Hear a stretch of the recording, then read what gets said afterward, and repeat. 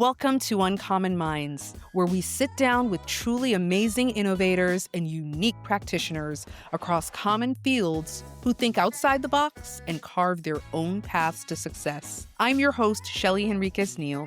Let's lean into another great episode right now. Carving your own path is a saying many people love to use when they're describing how they view people who think and do things in uniquely different ways. The truth is, you don't meet too many people who've actually done that and who have been really successful at it as well. Our guest today, Nichole Sorhaindo, is someone who actually has done it and is thriving.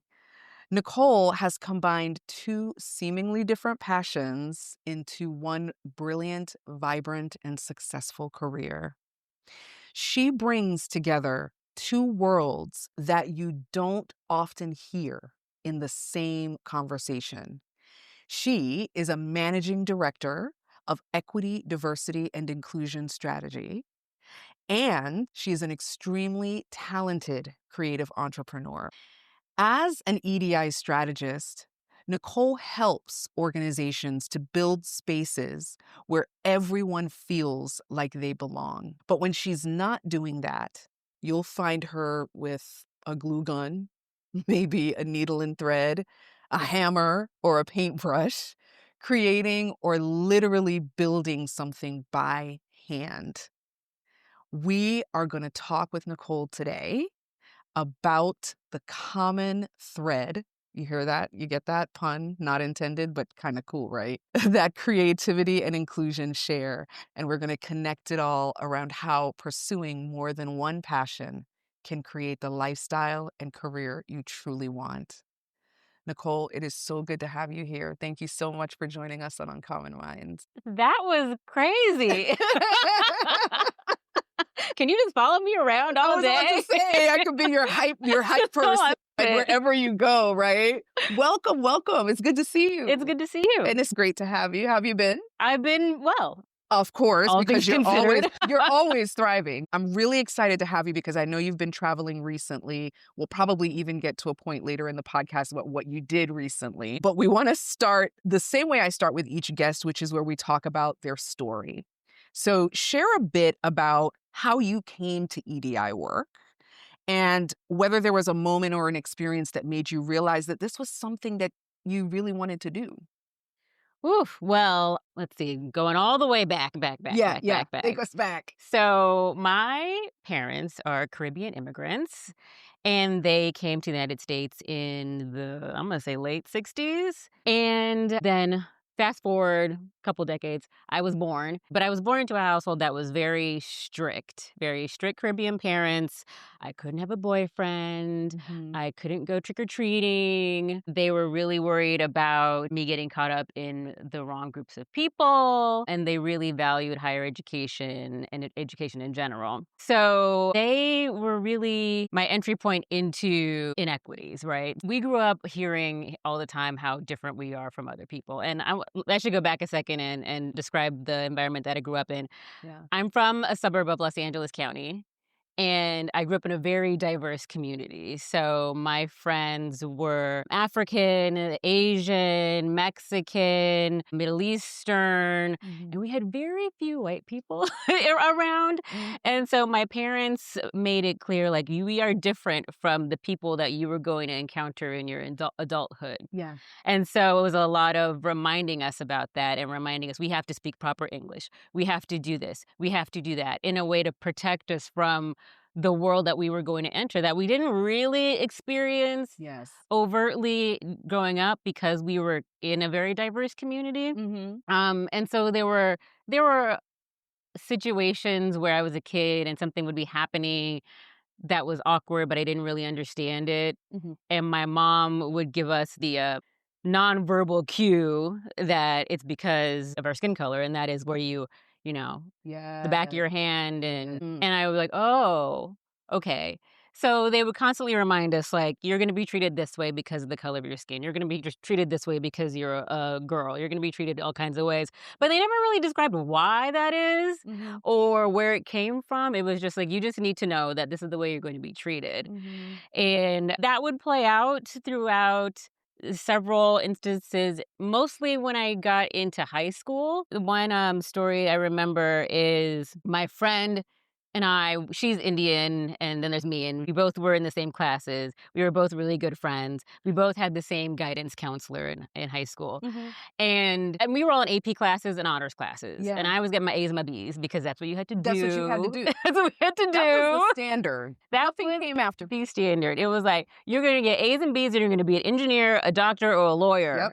And that's Yep. it. Yep. And that's how you are going to survive in this world. So we were all getting our A's and B's in our honors and AP classes. The guidance counselor told my friend that she should be applying to Harvard, Yale, Stanford, Columbia, all these things.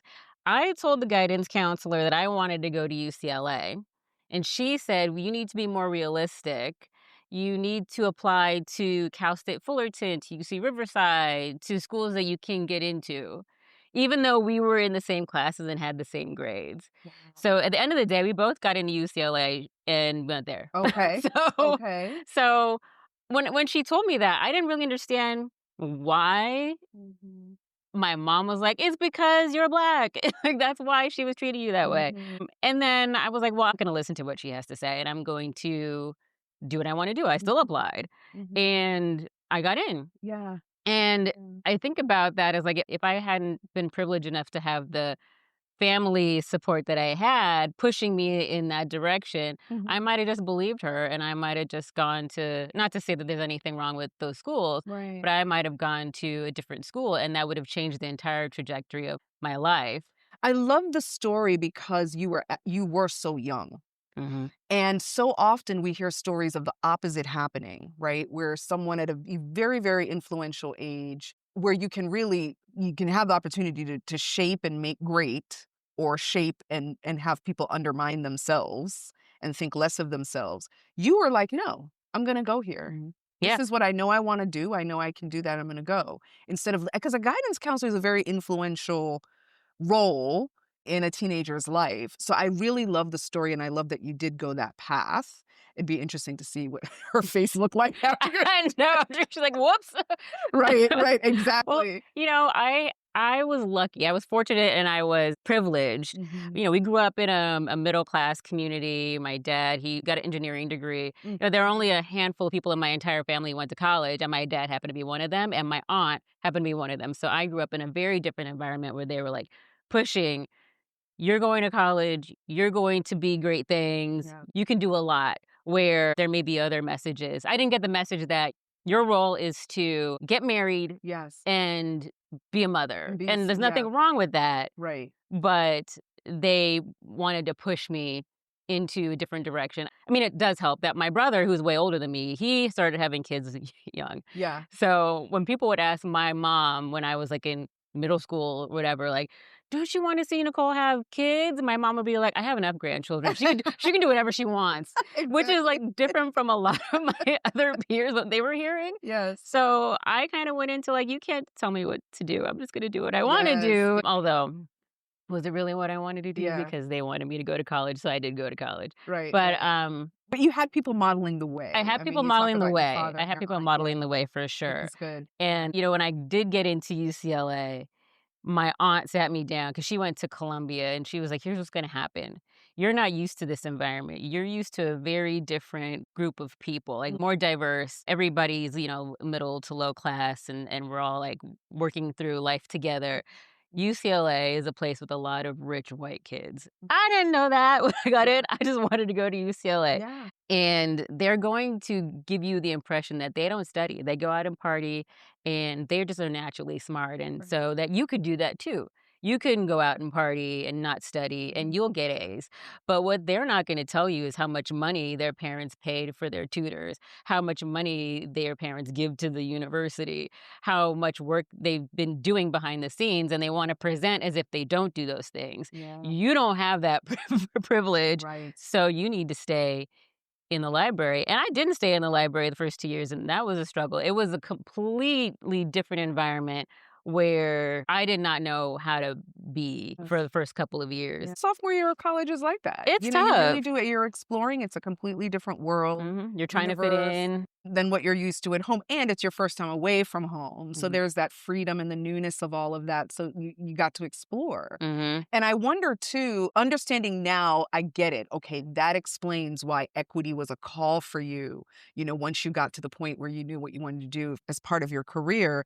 But then there's the other side of the spectrum, which is creative entrepreneurship, Mhm. right? When and how did that passion begin to take shape for you? I don't know that I had a choice. The thing I do a lot is embroidery. I don't remember learning how to stitch. Yeah. My mom and my grandma made me learn how to stitch. Like, Oh, it was just wow. something that I grew up doing. My mom was the bedazzler DIY queen. Like, if we saw anything in the store, she was like, "We can make that." So we'd go home and make it.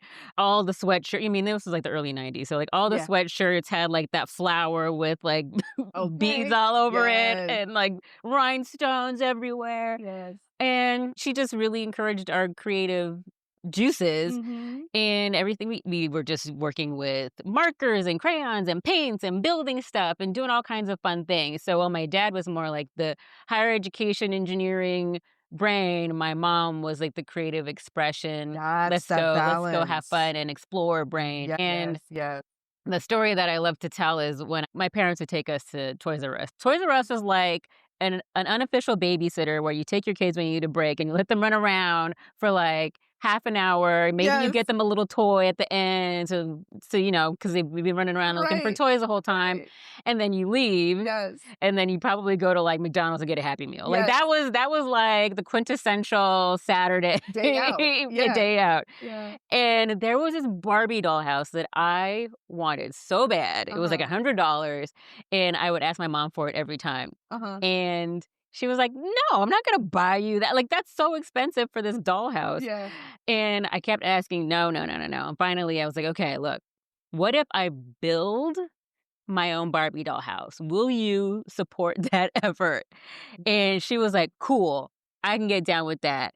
You have to figure out and plan it." So I sat down and I drew plans for a 3-story Barbie doll house. I had dimensions. I knew what materials I wanted. We would go to the hardware store to look at different tile and hinges and hardware and stuff like that. And so I had to map it all out and be very strategic about how I did it. Uh-huh. Work through some stuff that I was like, "Oh, that's not going to work. Maybe this will work. Maybe that will work." And it was a lot of trial and error. And then we went to the hardware store, bought all the materials, got all the wood and stuff cut, Yeah. and brought it home.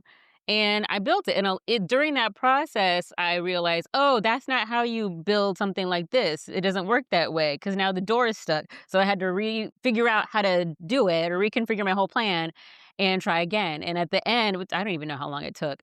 Um, at the end, I had a 3-story Barbie doll house with trimmed windows, and the doors had hinges. It had linoleum tile. Had to figure out how to create an elevator pulley. So I Ah, made an elevator pulley so that it could go up and down. The elevator had a little door with hinges. you are me. Everything, and it was painted bright purple, and I loved that Barbie doll house. Custom made Mhm. your own dollhouse. But as I'm listening to you, I'm like, wait a minute, this rivals the actual. I'm like, you could probably sell Better that for than this. more than Yes. $100 Yeah. then and get it. That is a fantastic Mhm. story. And I really love how your mother was really encouraging you to be creative. Mhm. Do it the way that you want to do it, and it'd be worth so much more, just not only from what comes out at the end, but the process. Right. How proud you must have been Yeah. after you were done. Oh, yeah, I loved that thing. There I have Polaroids of that Barbie doll. I should have brought one, Wow. but I have Oh my Polaroids goodness. of it still, and Yeah. the nice thing about that is that it was something that I built, something that I learned from. I probably bled a lot because I cut myself so many Yeah. times, Yeah. but it was also something that my sister played with, that my niece played with, and my other niece played with, and there's a lot of nieces, but they all got to Yeah. play with it Yeah. until I went to college, and then that dollhouse got closer and closer to the trash can, and and one day it was gone. And Ah, but but you commemorated it. I love that you yes, have those yes, Polaroids. I really, really, really I like can to see find them. it. Yeah, yeah. So when we talk about the two spaces and practices, equity and strategy around that, creative entrepreneurship, is there any one of those things that you think where one has influenced the other over the years? Or do they kind of take turns? One's in front, the other one's Yeah. following, the other one switches off. How does that work for you? Thinking about this question was fun because I never actually thought about it in this way before. Yeah. And I think both of these things influence each other. So I didn't get into like doing crafts as a business until maybe a year or two before the pandemic. And I was just doing it for fun, Mm. right? And then there would be phases where I'd be too cool for school to do crafts and then, and then like get Yeah. over it and then Yeah. get really into it again. Yeah. But my mom, she passed in 2015, Mhm. and that's when I really kind of picked it up again and poured into it as a way to cope with loss, a way to cope with anxiety and stress and things like that, especially as I started to advance in my career and things became more stressful. It was like that constant that I could go back to. And embroidery in particular has very meditative Yeah. properties, right? It's very repetitive. It causes you to concentrate. Right. And so I just did it more. And then when the pandemic started, somebody reached out to me to ask if I wanted to teach embroidery classes. And I was like, nobody's going to take that. Mhm. But I realized a lot of people are going to take that because what the pandemic taught me is that a lot of people didn't have hobbies and realized they didn't have hobbies outside of work. Yeah. And I had a lot of hobbies, so I had a lot to do at home by myself, but I also had a lot to share with other people. So I started teaching these embroidery classes, and people started to really understand the therapeutic benefits of embroidery. And teaching those classes and working with people, helping them through the creative process, then kind of helped me become more patient and mindful in the way I lead in the work that I do and work with teams. Mhm. Because that was my first time teaching was through embroidery. Yeah. So it taught me a different level of patience. Right. And it also helped me to help people in both in my work life and in the embroidery life understand like you get good at something through repetition. Yes. You don't start it and you're not perfect at it when you start. And it's funny in DC, I tell people, I'm like, we live in an area that has an above average percentage probably of type A personalities. You're not going to be good at this the first Yeah. time or the second time, and Yeah. your embroidery is going to look real raggedy. Yeah. But the more you work at it, and by the end of this class, you'll be getting a groove and you'll understand a little bit more. And then when you go home and finish it, you'll feel more comfortable. Right. And they Right. don't like hearing that at the beginning. Yeah, but it's a good disclaimer, Mhm. and you're calling out the obvious. Yep. Yeah. You're saying, "Listen, folks, don't expect perfection. Yep. This is what it's gonna take, but really get into the process too, right? Right. I see you. Let's work through this process together." Yep.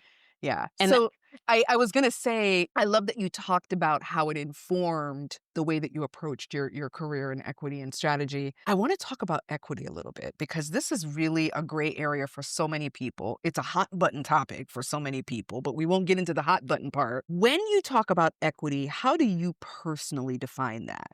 Right? It's one of those words that people hear a lot, but it really can mean so many different things in practice. mm. And I think what I often see and hear that people truly don't understand what it means. Tell me how you personally define it. To me, equity is just creating the environment and providing the opportunities for people to thrive, be their full selves, be their authentic selves, and show up fully Yeah. and meeting them where they are.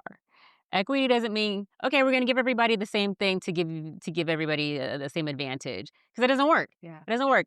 If you give everybody the same thing, that gives some people who already have a lot of that thing a lot more. Right.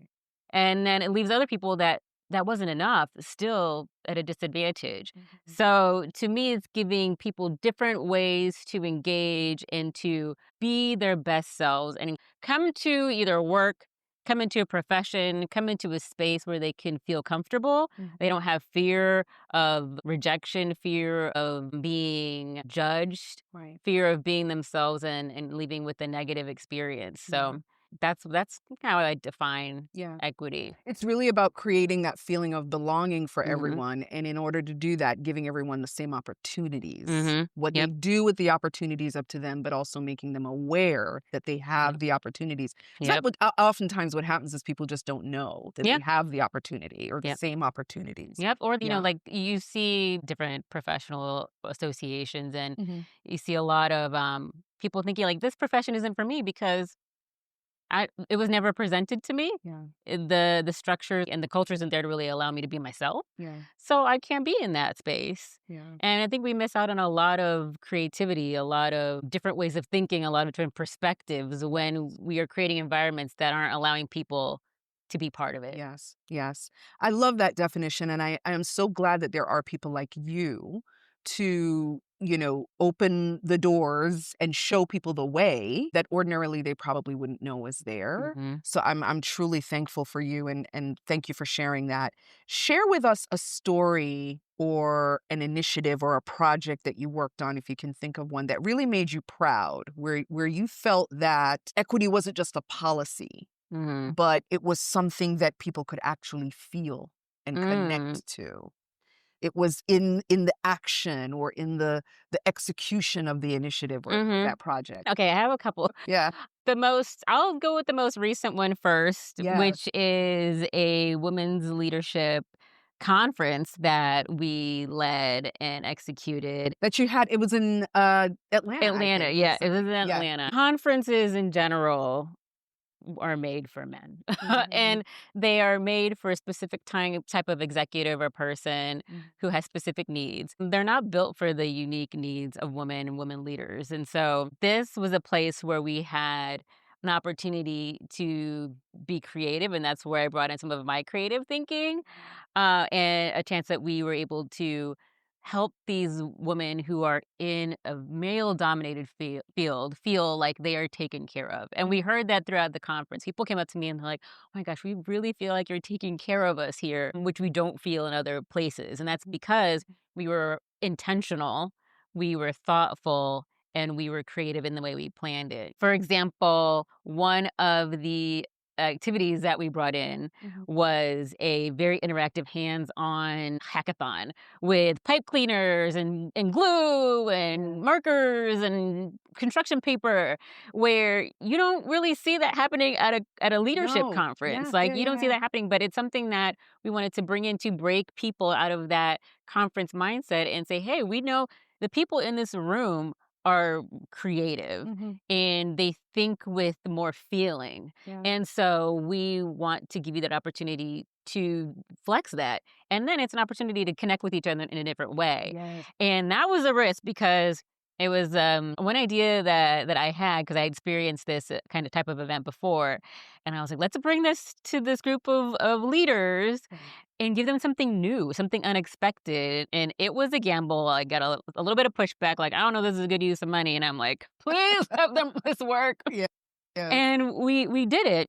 Good. And they loved it. Mm. They were like, "This is Mhm. exactly where I needed to be. This was so much fun." We had people creating hats and all kinds of stuff. And afterwards, they were like, "This is so unique, and it's just such a great way to bring these women together and to allow us to engage in a way that's unique and that women love." Yes. So Yeah. that was amazing. We had stuff like instead of a cookie bar or like, a cocktail bar Mhm. in the middle of the day, which you do see at a lot of like executive conferences, Mhm. we had this giant vegetable bar where it was like all these fresh vegetables and fruits and all these dips. And the women came out of the keynote and they were like, oh my gosh, this is so different and is exactly what we need and is exactly what we want. We want to feel healthy, we want to feel taken Yes. care of. And that was, I mean, I came out of that experience just so excited. And that ended like last week. And I got back from Atlanta and the next day went to take an upholstery class because I still need to flex my creative You still juices. need to actually do the Yeah. yeah, and, that's I'm so glad you brought that up too. First of all, the conference sounds like it was amazing. Congratulations on the success of that. Thank you. And it also sounds like something that in the moment, the attendees are experiencing this joy Hmm. and are tapping into this part of themselves that they didn't think was gonna get paid Yeah. attention to Yeah. or looked at. And that is something that they will always, always remember and take with them. So that was truly a success. I love that you bring up, okay, now you come back and now you have to do this one thing for yourself. The reality is that's a lot to balance. You have two completely disparate careers. I love that you shared examples about how they kind of complement each other in certain ways, like the Mhm. workshop. But how do you work in then the taking care of you? How do you work in the, well, I need to fuel my own creative juices, and then you also need to replenish? Yeah. Yeah. I'm laughing because I've been having, like, some back pain and some neck pain and stuff like that, and I've been going to this myotherapy specialist. It's a Yeah. special kind of, physical therapy for Yes. specific, like, muscle, and, she was like, "Oh, this is a lot of tense muscle because Yeah. I got a lot going on." Yes. And she's like, Yes. "What do you do for self-care? Do you exercise?" I'm like, "Oh, yeah, I exercise a lot, Yes. like, all the time, and I have to get better." She was like, "Oh." And then she's like, "Well, do you do arts and crafts?" I'm like, "Oh, yeah, I do tons of arts and crafts, and I teach And I embroidery teach. classes, and I teach embroidery classes, and it's a source of income." Yes. Yes. And then she's like, "What about going on a hike?" And I'm like, "Yeah, I hike all the time, and I'm training my dog the entire time because she needs to be the perfect dog." And she's like, "None of this sounds relaxing." And I'm like, "You're Yes. not wrong. I have managed to turn all of my, like, passions into projects, Projects. Yes. and Yes. it's something that I'm now trying to actively not undo, Mhm. but shift. So this past year, I've done less embroidery classes Mhm. and less vendor events, where it's just where you go to craft markets and sell your stuff. Yes. Yes. And I've Yes. been doing less of that so that I could do more of crafts, crafting, Mhm. and DIY projects that are just for Just me. for you. hmm Exactly. So Yeah. that Yeah. it's less stressful when you Yes. get a 1099 Yes. attached to it. Yes. Yes. The classes that you're talking about, the embroidery classes, you're a bit of a folk hero, if you will, What? in the DC area. For those of you who don't know about at the other cat Oh gosh. on Instagram, listen, your hand embroidery is not only fantastic, but it's a very unique take on an old craft. Mhm, One of the things I've noticed that you've been doing that's very unique is you're actually creating your own patterns mhm, and you're using mixed media mhm. within the embroidery to do that, and you're teaching other people how to do that. You're then inviting them to bring in their own representations of mixed media, whether it's a photograph or some element that is completely different, and integrating it to the embroidery, which is fantastic. Describe a little bit about that process. What is that process? How did you think of it? And the Embroider Your Memories class that you just started. Yeah, so a lot of hand embroidery is flowers, flowers, flowers, very delicate, more feminine stuff, and I got so tired of that. Like, if I stitch another flower, I'm gonna scream. Yeah, yeah. And so I was looking for different ways to use stitching. When I was a kid, along with that Barbie doll house, I used to sew my own Barbie clothes, and then I used to embellish them with embroidery and things like that. But it wouldn't be like a lot of florals; it'd be a lot of patterns and stuff. Yeah. So I was thinking about how can I also display my embroidery. Mhm. I'm like, I don't want to really like put a stitch thing on in a frame or in a frame or in a hoop and put it on the wall. Mhm. Mhm. But what could I do with some of these photos? Like, I feel like I could do something with photos and stitching and combine the two. And it started kind of with me wanting to take pictures of my mom who taught me how to stitch Mhm. and embellishing that with some embroidery because Mhm. it just kind of made sense to me. And so I just started doing it for myself, had to figure out different ways to get a picture onto fabric, Oh, yeah. which is challenging when you don't have a fabric printer. And so I did variations of what that might be Mhm. and then realized you can get fabric printed if you just Mhm. send somebody your picture. And so I just started doing that. I can't remember if I started posting stuff and then the stores reached out to me to try to teach it. I don't remember exactly what happened, Yeah. but this class got on the calendar for a local embroidery class at a local shop, Mhm. and people loved it. People didn't know what it was, but when they showed up and started doing it, they just loved the fact that they could take this memory or this old photo or Yes. something that meant a lot to them and Yes. embellish it and like work Yes. with it. And it's nice because while you're doing it, Yeah. You're constantly looking at this photo and this memory. Yeah. Yeah. And so you're just sitting there kind of reminiscing while you're stitching, and it's just very therapeutic and very, very calming. Yeah, and some of the photographs that you see of people who are at the workshops, they're this sort of quiet but very deep smiles, Mhm. where you can see that what's emanating from them is this really genuine connection with the piece that they're creating. They're proud of it, that Mhm. they've brought something to life in a very different way, and so it's fantastic. I'm telling you, the work you do, the head work and the heart work is a really great combination, and it's transformative for everyone who plays a part in it and gets to hear you speak or, just gets to interact with you in any one of those spaces. So that's fantastic. We'll talk a little bit about looking ahead. How do you see creativity playing a role in shaping a future of normalizing equity, not politicizing equity? Mhm. This could be art, this could be storytelling, or just people finding new ways to connect. But if you had to think about a way that creativity could play a role in normalizing equity, what would that be? Or what kinds of Ooh. things? Well, if I think about the world or the country in general, if you think about the future, demographic makeup of the world or the Mhm. country, um, it's changing. It's changing, it's becoming more diverse, it's becoming more diverse in thought, becoming more diverse in race, ethnicity. More women are in college than men, more women are leading the workplace. Mhm. If you want, and this is we call it the business case Mhm. of Mhm. equity, if you are leading an organization or a business and you want it to survive in like 30, 40 years, equity cannot remain a program, Right. it cannot remain an initiative for you. Right. It has to become part of your culture and part of the way you live and the way you see the world or the way you interact. Mhm. Otherwise, you're not going to be around. Nobody's going to want to work for you. You're not going to have a culture or a workplace environment that allows a more diverse group of individuals and professionals to thrive. Right. You're not gonna be the leader that anybody wants to follow. Sure. And so that's where I see this going is moving from initiatives, moving from projects, Mhm. and moving into mindset, Yeah. moving equity into a mindset. Yeah. Absolutely. And it's interesting that you talk about that because I do think that leaders who don't move from policy to mindset are really restricting themselves, but they're also not thinking progressively.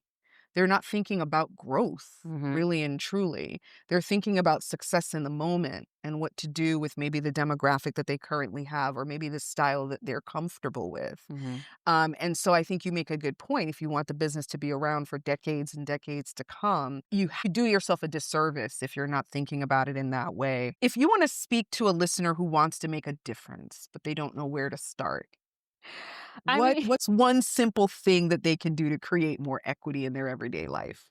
look, how I ended up in a specific store in the DC area, and by ended up in, I mean, like, my products ended up in Mhm. there. I went into the this is right before the pandemic. I went into the store, and they have got pictures of all the makers, all the people who created all the stuff that's in the store. Mhm. And I walked around, and I went to the cashier, and I was like, "There's a lot of white faces in this store. I don't see any black people in this store." And they were like, "Oh." And then I said, "I'm gonna be in this store." And so I ended up in the store, and that was because I saw that, and I was like, "No, we need to start somewhere," and I took it as a challenge. I think earlier in my life, I probably would have been intimidated by it, and I would have been like, "Oh, I don't see myself here, so I don't belong here." And I think it is because of the nature of my work now, where when I see that happening, I'm like, "Oh, I'm gonna be the be the first one. I'm gonna be in there. I belong in that space. You can't tell me I don't belong in that space because I don't see myself there." And so I just put myself in that space. That's one thing that I did when I saw that something wasn't right. And when you think about like little actions that you could do Mhm. during the day or during your week, it's questioning things. Like if you're in a room or in a meeting where you see like you notice, oh, everybody kind of looks like me, asking why or what voice is missing from this room? Who is missing from this conversation? And then either asking that question or go and get that person. Right. You walk into a room and you know, 5 people, but you don't know the other 5 people. we're kind of used to gravitating towards people that we know. Of course. Yeah. Say hi to everybody. Don't just say hi to those 5 people. Those are the people that you already know think like you. Exactly. Go talk to the people that you don't know, because those are the perspectives that you're missing. Yeah. Yeah. And being thoughtful about doing that, right? Mhm. Because I think not everyone operates on whatever their default is. And so you have so many people that aren't thinking that way naturally. Mhm. It's just not something I would ever think about. It's not something I would ever do. So putting equity at the forefront of your mind helps to make it more normalized Mhm. as opposed to a policy or an initiative or a Right. box that you want to check and say, oh, we did this one program. No, living it, start walking the walk. And Mhm. anyone can do that. Yep. Anyone can do that. I love And that. and you don't have to call it equity. You can challenge yourself, like, "How am I gonna learn today? Like, how am I Mhm. gonna learn about something different today or about someone different today?" Yeah. Yeah. Because equity for a lot of people kind of like, "I don't know what that means," equal that's not it. Right. Um, but inviting more perspectives into your space, into your mind, Mm. really helps you to understand a little bit better about what different people may be going through. Right. Come on. Come on. Yeah. All right. So we're at the point in the show where we ask a signature question. This is a show called Uncommon Minds. And the question we have for you is what's one time when being uncommon cost you something? And was it worth it? One time, I would say that I'm uncommon because I'm different, but everybody's different. Um, what what makes me uncommon is the energy that I bring to everything that I do. The energy, the enthusiasm, the curiosity, the willingness to try something new, the willingness to see things in maybe different ways Mhm. than maybe other people, Yeah. right? So for people who don't know me, I have a lot of energy. Yeah. Clearly, I have this mm, this demanding job Mm. that is challenging content, right? It's just a challenging area because equity can be so politicized and also sometimes, like, sad. Yeah. And then there is the creative work that I do both for fun and for another source of income. Mhm. And then I love traveling, and my job also makes me travel a lot. And then outside of that, I'm traveling for fun. And then, I love, going to concerts and doing other stuff, and I work out a lot and all these other things, and people are like, "How do you have so much energy?" And I'm like, "I don't know. Yeah. I just do. I can't stop. Yeah. I just wanna keep doing something else and something else and something else because it's fun for me. It's exciting for me. I'm learning, I'm changing." Yeah. And people don't understand that. Yeah. And I've only recently come to realize that that is not normal. That is not normal for somebody to have this much energy, especially in your 40s. Like, this is a lot. Like, Yeah. like I said, I went to Atlanta, Yeah. did like a 4-day conference where I was co-leading it. Yeah. The next came back, my flight got back at 2:30 in the morning. Yes. And then later that day, I went to an It's an upholstery upholstery class. class, And which is hard it work, by the way. Upholstery is yes, my yeah, neck yeah. hurt. I went to the upholstery class, and the next day after that, I taught an embroidery class, and then, I had to Yes. start back on work on Monday, and I'm telling my partner, I'm like, "Wait, when are we gonna go to the Caribbean?" He's like, "How do you have energy for this?" And it's not normal. It's become an issue, not issue, but maybe a rub is that people don't understand it, so I can be misunderstood. People have questions about why am I like this? Why do I do this? Yes. Nicole, why don't you just sit down? Yeah. Why don't you take a break? Well, some of this stuff to me feels like a break. Mhm. People are confused. It can create sometimes resentment, sometimes I would assume jealousy because people can't see things in the way that I see things. And so there are some times where I either stumble upon, present, or create opportunities that other people wouldn't even have thought Yeah. isn't possible. Right. And so there's some strange interactions that happen there. It may have taken me longer to find a partner because of that, either because of too much energy Yeah. Yeah. or because it can be intimidating. Intimidating. Yeah. Yeah. Um, and I may have led me to a place where I wasn't able to have children because I was doing so many other things. Mm. And so I think that has been something that has created some friction Sure. for me Sure. in my life. And because I am thinking about so many different things or bringing up so many different things in my equity work, like, did you think about this? Did you think about this? We can't do it this way. You think about this group. Did you think about these inequities? It delays projects. And I'm always that person that is like going to delay what you want to do because we need to think about this a bit more and create a more inclusive either system or structure or project or initiative or process. So it does delay my ability to move things forward Yeah. because we are trying to achieve something bigger than what was probably originally conceived. Sure. And it's hard to tell because I don't know what life would have been like before, but Yeah, it that's a is good worth it point. because it allows me to live the way I want to live. Mhm. And I have not felt like trapped, right, by somebody else's expectations. And it's led me to the people that are supportive. It's led me to a work environment that's incredibly supportive. It has led me to create different ways of engaging with projects or leading projects or leading project teams Yes. that is just more impactful. And so I don't know that I would change a thing. I probably would have started stretching earlier so my back so my back doesn't hurt so much. I mentioned this to you earlier. Yeah. As when you think about people who just don't really understand, I had a friend Mhm. who once called me and was like, Nicole, you just do so much stuff. You're Yes. just always moving. You just from one thing to the next, and Yeah. you can't stop. Like, what are you running from?